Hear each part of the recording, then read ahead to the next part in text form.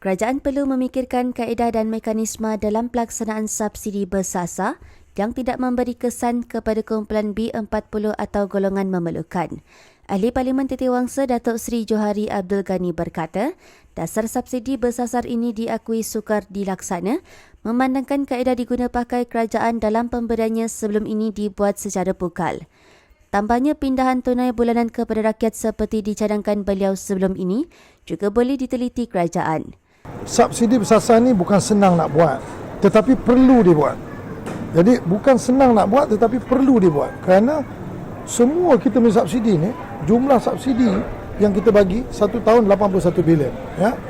Kemudian minyak petrol yang kita bagi kepada semua ni, rakyat yang pergi ambil kat stesen minyak isi minyak ni, kita subsidai minyak tu lebih kurang dalam 50 bilion. 14% saja pergi kepada B40. Yang lain tu semua orang boleh pakai. Jadi kita nak buat ni macam mana? Mekanisme ni kerajaan kena fikirlah. Beliau berkata demikian ketika ditemui selepas menyempurnakan Majlis Perasmian Program White and Black Aquasport di Tasik Titiwangsa pada Sabtu. Yang turut hadir Datuk Bandar Kuala Lumpur Datuk Kamaruzaman Mat Saleh. Menyentuh program itu, Johari berkata, kemunculan aktiviti air di kawasan tumpuan orang ramai di Tasik berkenaan bakal menjadikan ia ikonik baru Kuala Lumpur.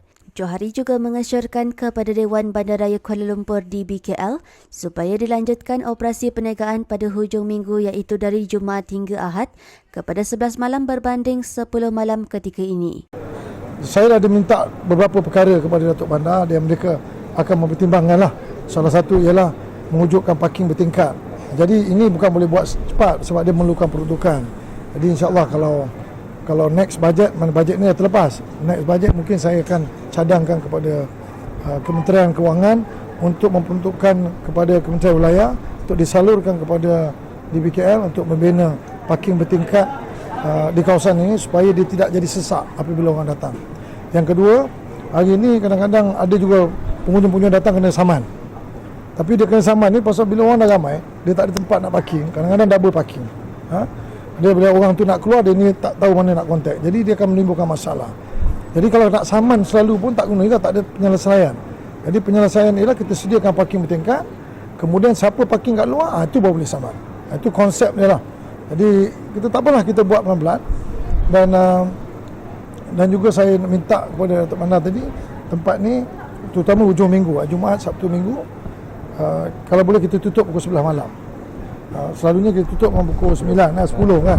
Extend lagi 1 hour. Hujung minggu kan. So pukul 11 kita boleh tutup kawasan ni.